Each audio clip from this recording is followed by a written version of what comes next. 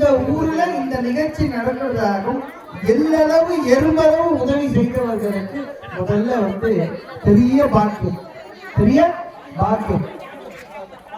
இந்து தர்மத்துல ஒரு மனிதன் இந்துவாக பிறந்தால் செய்ய வேண்டிய தர்ம காரியம்னு சிலது இருக்கு. முதலாவது கோசாலை, இரண்டாவது பாடசாலை, மூன்றாவது பொதுமக்களுக்கு உதவியா இருக்கக்கூடிய நீர்நிலைகளா இருக்கக்கூடிய குளங்கள், நான்காவது இந்த மூணையும் செய்தால் என்ன பலனோ அந்த ஒரு பலன் ஆன்மாவை லயப்படுத்தக்கூடிய ஆலயம் அமைத்தது. எத்தனையோ ராஜாக்கள் இருந்தாங்க, எத்தனையோ மன்னாதி மன்னர்கள் இருந்தாங்க. ஆனாலும் இன்று வரை அழியா புகழ் கொண்ட மன்னர்கள் யாரெல்லாம் பார்த்தீங்கன்னா, யாரெல்லாம் திருவாலயங்கள் அமைத்தார்களோ, யாரெல்லாம் திருவாலயங்கள் அமைத்தார்களோ அவர்கள். எத்தனை ராஜா சோழ வம்சத்துல வந்தாலும் ராஜராஜ சோழனை ஏன் நினைக்கிறோம் அப்படின்னா, அவர் கட்டியிருந்த தஞ்சை பெரிய கோவில் உலகில் இதுநாள் வரை அது எந்த வகையில எந்த முறையில எப்படி கட்டினாங்க, எண்ணற்ற அறிவாளிகளும் ஆன்மீகவாதிகளும் ஆன்மீகத்தில் இருக்கக்கூடியவங்க மட்டுமல்லாம ஆண்டவனே இல்லைன்னு சொல்லக்கூடியவங்க கூட வியந்த ஒரு அற்புதமான அறிவு. இந்து மதம் அப்படின்றது சாதாரணமா நம்ம பிறந்துட்டோம் அப்படின்றத நம்ம இந்து கிடையாது. நமக்கான கடமைகள், பாரம்பரியங்கள் இதெல்லாம் என்ன நீங்க இன்னும் காது குத்துறீங்க, என்ன நீங்க இன்னும் மூக்குத்தி குத்துறீங்க, என்ன நீங்க இவ்வளவு பெரிய பொட்டு வச்சிருக்கீங்க, என்ன நெத்தியெல்லாம் பட்டை போட்டிருக்கீங்க, ஏன் காலையில் இவ்வளவு பெரிய கொலுசு போட்டிருக்கீங்க, எதுக்கு திருமாங்கல்யம் போடுறீங்க, எதுக்கு அருணாக்கடை கட்டீங்க? நாங்கெல்லாம் 2K கிட்ஸ். இந்த அம்மா போமா எப்ப பார்த்தாலும் பொட்டு வைக்கிற அம்மா என்னமா இவ்வளவு பெரிய கொலுசு போடுற? எல்லாமே அறிவியல். நம் முன்னோர்கள் ஞானி மகான்கள் சித்தர்கள் கோவில சங்கல்பம் பண்ணும்போது சொல்றீங்களே, என்ன சொல்றீங்க? குலம் கோத்திரம், ஜம்பு மகரிஷி கோத்திரம், நந்தகோபால கோத்திரம், விஷ்ணு கோத்திரம், இதெல்லாம் யாரு? உங்க மூதாதையர். நீங்க எல்லாம் அந்த இறைவன் அந்த ரிஷிமார்களோட வழித்தோன்றர்கள். இதுலயே நீங்க பெருமையா இருக்கணும். உங்களோட அணுகுல கூட ஆன்மீகமும் தர்மமும் நெறியும் இருக்கு. இன்று இருக்கக்கூடிய நவீன உலகத்தின் பால் இதெல்லாம் நீங்க கடைபிடிக்கிறது கிடையாது. ஏன் மூக்குத்தி போடுறாங்க? ஆண்கள் ஏன் மூக்குத்தி போடாம பெண்கள் மூக்குத்தி போடுறாங்க? ஏன்னா அவங்க அதிகமா தலை குளிக்கிறதால சைனஸ் சொல்லுவாங்க, நீர் போட்டுக்கிறது. இதுல இருந்து தவிர்க்கணும். நான் அதோட நரம்பு மூக்குறதா இருக்கும். அதுல இந்த தங்கம் குருவோட உலோகமா சொல்லப்படக்கூடிய இந்த தங்கத்தை போடும் போது அதுக்கு அது பரிகாரமா ஆகுது. நீர் கோத்துக்கக்கூடிய தன்மையிலிருந்து இல்லை. ஆண்கள் தலை குளிக்கிறாங்களே, அவங்களுக்கு எதுவும் பண்ண முடியாதா? திருநீர் இன்னைக்கு நீங்க வைக்கிறீங்களே, பெரிய பெரிய நிர்வாகத்துல திருநீர் அப்படியே பவுடர் மாதிரி வருது, அதெல்லாம் நீர் கிடையாது. சுவாமிகள் ஆசிரமத்துல சண்டி ஹோமம் எல்லாம் பண்ணி, ருத்ர ஹோமம் எல்லாம் பண்ணி, சுத்தமான காராம்பசு அதுல இருந்து வரக்கூடிய சாணத்துல இருந்து ருத்ரலாம் பாராயணம் பண்ணி விசேஷமா எடுக்கக்கூடிய அந்த பஸ்பம், பவித்திரமான அந்த பஸ்பம் எடுத்து வானத்தை பார்த்து சிவபெருமான நினைச்சு திருநீர் இட்டுக்கும் போது இன்னைக்கெல்லாம் தீர்றதோ இல்லையோ, உங்க தலையில இருக்கக்கூடிய அத்தனை நீளம் அது திருநீர். நீரை எடுக்கக்கூடிய அற்புதமான ஒரு விஷயங்கள். இன்னைக்கெல்லாம் நமக்கு ஒரு சென்ட் இடம் இல்லையே. அன்னைக்கு பெரியவங்க வேலி கணக்குல இடம் வச்சிருந்தாங்க. கணக்கு நோட்டு வச்சிருந்தாங்களா? புத்தி. ராமசாமி மனைவி 2 நாள் வேலை செஞ்சான், ராமசாமி 5 நாள் நிலத்துல வேலை செஞ்சான். எல்லாம் எப்படி சொல்லுவாங்க? அன்னைக்கு இருக்கக்கூடிய அப்பத்தான் தோடு தொங்கத்தான் ஓடுன்னு அத்தனையும் போட்டிருந்தாங்க.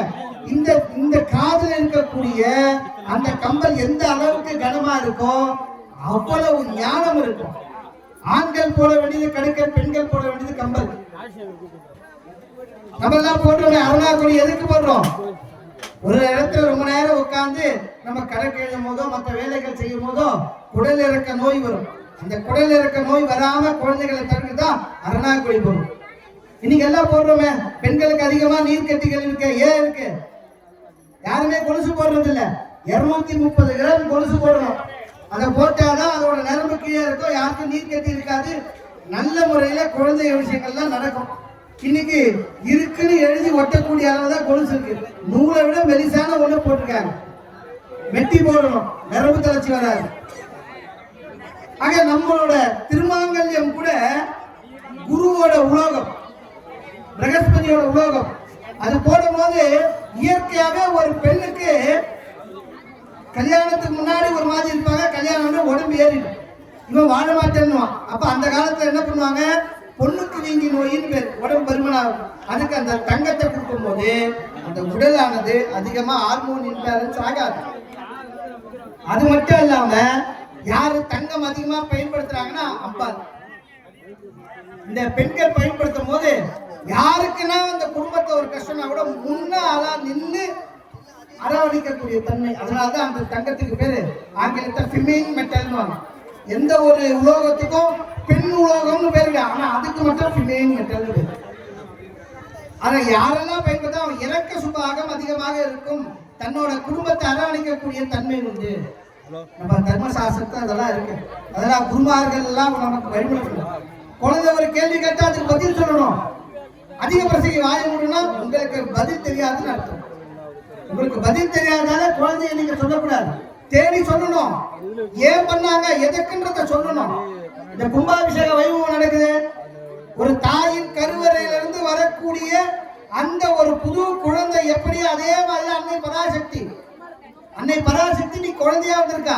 இந்த 48 நாட்கள் யாரெல்லாம் பூஜை பண்றீங்களோ அத்தனை பேரையும் அம்மா வரவான்னு இருப்பா. எப்படி பிறந்த குழந்தைய உற்றார் உறவினர் சொந்தம் மந்தம் முதல்ல போய் பார்க்குதோ, பார்க்கறவங்க எல்லாம் அந்த குழந்தை ரொம்ப வேண்டப்பட்டவங்க சௌக்கியமானவங்க, இவங்கெல்லாம் எனக்கு உறவுகள் நினைக்கிறாங்க. அம்பாலும் அதே மாதிரிதான்.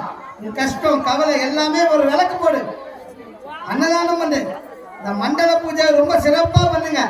என்கிட்ட பணம் இல்லை, கவலையே இல்லை, அம்மா கிட்ட 2 சொட்டு கண்ணீர் விடு. தர்ம தேவதை அம்மா எதுல இருக்கா, எங்கும் இல்லாத ஒரு அற்புதமான காளி. சிம்ம வாகனத்தில் இருக்கக்கூடிய அம்பாள். சிம்மம்ன்றது தர்ம தேவதை. சுவாமிகள் மகான்கள் ராஜகுரு சொல்லுவோம். சுவாமியெல்லாம் நம்ம ராஜகுரு சொல்ற மாதிரி ராஜகுருக்கள் ராஜாங்களுக்கெல்லாம் உட்காரக்கூடிய ஆசனம் பேரு சிம்மாசனம். தர்மத்தை யாரெல்லாம் நிலைநாட்டுறாங்களோ அவங்க கோயில இருக்கக்கூடியது சிம்மாசனம். ஏன் சிங்கத்தை ராஜாவா சொல்றோம்?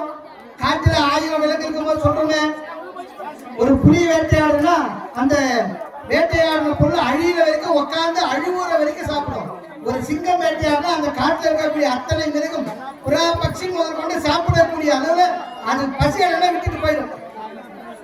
அதே மாதிரிதான் ஒரு ராஜா யார் இருந்தாலும் எல்லாருக்கும் ஒரே மாதிரி தர்ம பரிபாலனை பண்ணணும். அதனாலதான் அரசாங்கத்தில் இருக்கக்கூடிய அத்தனை விஷயங்களுக்கும் சிங்கத்தை பயன்படுத்துறாங்க.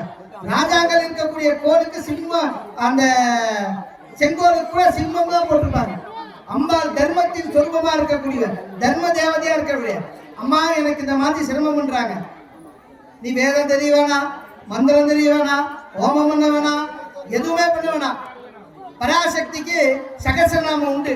1000 நாமம் சகசரம்னா அதுல முதல் நாமத்து பேரு ஸ்ரீமாத்ரே நமக. சமஸ்கிருதத்துல சொல்லலாம், அம்மா தாயே உருகாத மனமும் உருகணும் அப்படின்னா அம்மான்ற ஒரு வார்த்தை. தாயே பராசக்தி அம்மா காளி அப்படின்னா போதும், உனக்கு இருக்கக்கூடிய அத்தனை பிரச்சனையும் அந்த காளி பண்ணிடுவான். இவனுக்கு மட்டும் இல்ல, பரமேஸ்வரனுக்கு பிரச்சனை உண்டு. நன்றி உண்டு வரும்போது கூட முதல்ல வந்தவன் காளி. நல்லவன் கெட்டவன் அயோக்கிய எவன் வழிபாடு பண்ணாலுமே ஆசீர்வாதம் பண்ணக்கூடிய ஒரு தாய் உள்ளம் எல்லா தெய்வத்தை விட காளி. அதுவும் இது விசேஷமான நவராத்திரி காலம்.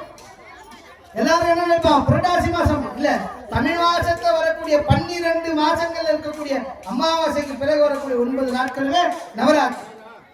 அதுல இது சியாமலா நவராத்திரி. பள்ளி குழந்தைகளுக்கும் கலைஞர்களுக்கும் இந்த மாதிரி வித்வான் மக்களுக்கு எல்லாம் மரியாதை செய்யணும். தாய் பராசக்தி அந்த மகால சரஸ்வதியோட அனுகிரகம் வரணும்னா நாகஸ்வர வித்வான்கள், தமிழ் வித்வான்கள், பம்பை கலைஞர்கள், இங்க இருக்கக்கூடிய அத்தனை கலைஞர்களுக்குமே மரியாதை செய்யணும். வேத பண்டிதர்கள், குருமகார்கள் இவங்கெல்லாம் நமஸ்காரம் பண்ணும்போது மகா சரஸ்வதியோட கிருபை இந்த குழந்தைங்களுக்கு எல்லாம் வந்துடும். முடிஞ்சா இந்த இன்னைக்கு தினம் தேன் வாங்கி காளிக்கு அபிஷேகம் பண்ணுங்க. உங்க வீட்டில் இருக்கக்கூடிய அத்தனை குழந்தைகளுக்கும் பெரிய ஞானங்கள் வரும். ரொம்ப விசேஷமானவர். வந்தவனே பார்த்துட்டு அம்பாள் தரிசனம் பண்ணிட்டு கிளம்பலாம்னு நினைப்போம். ஆனா அம்பாளோட வசீகரம், அம்பாளோட ஆளுமை, அம்பாளோட ஆசீர்வாதம், அன்பாலே எங்களை கட்டி போடுற அவளோட முகம் கும்பாபிஷேகம் முடிஞ்சு இத்தனை நேரம் வந்துச்சு. இன்னமும் கூட உங்க முகங்கள் எல்லாம் எனக்கு காலியாதான் தெரியுறாங்கன்னா அந்த அளவு ஒரு சௌக்கியம் அம்பாள் இடத்துல இருக்கு. காலினா நிறைய பேர் சொல்லுவாங்க பத்திரகாளியாச்சே உக்கிரமாச்சே அப்படி கிடையாது. பத்திரம்னா மங்களம். எவன் ஒருவரால் எல்லா விதமான மங்களங்களை அருளக்கூடியவோ அவள் தான் பத்திரகாளி. அந்த மாதிரி சுவாமிஜி மற்றவங்கெல்லாம் தசமகா வித்யா, நவகாளி, இதே மாதிரி பெரிய நிலைகள் எல்லாம் அடைஞ்சவங்க. இவங்கெல்லாம் இவங்க முன்னிலையில இதெல்லாம் பெற்றணும் அப்படின்னா அதுக்கும் அம்பாள் தனக்கு பிரியமானவங்க. சாமி சொன்ன மாதிரி 4000 இல்ல 40,000 பேர் இருந்தாலும் உங்க உறவுகள் மட்டும்தான் உங்க இல்லத்துக்கு வர முடியும். பராசக்தியோட ஆலயம் அவள் அழைப்பின் பேர்ல தான் நீங்க வந்திருக்கீங்க. ஆக அம்பாளோட யார் யாருக்கு அழைப்புன்னு அவ தீர்மானிச்சாலும் அவங்க தான் இந்த கும்பாபிஷேகம் வந்திருக்கீங்க. அவங்களுக்கு தான் அம்மா ஆசீர்வாதம் பண்ணிருக்காங்க. நீங்களாம் காளியை பார்க்கல, காளிலாம் உங்களை பார்த்திருக்கான். புரியுதுங்களா? அதனால உங்களோட அத்தனை துயர்களும் விலகி அல்லதெல்லாம் நீங்கி நல்லதெல்லாம் நடக்கும் என்று குருமகா சன்னிதானத்தின் சார்பாகவும் வள்ளிமலை ஆதீனம் கோவிலின் சார்பாகவும் அன்னை மகாசக்தி மகாகாளி அம்பிகாரும் பரிபூர்ண ஆசீர்வாதம் வேத பண்டிதர்கள் சிவாச்சாரியர் பெருமக்களின் சார்பாகவும் அன்னை வாராகியின் அருள் கிருபை உங்கள் அனைவருக்கும் கிடைக்க வேண்டும் என்று எல்லாம் வல்ல அன்னை வாராகியை பிரார்த்தனை செய்கிறேன். ஓம் நமோ வாராகி.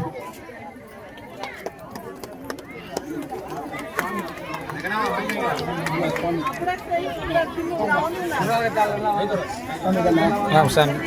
Oh.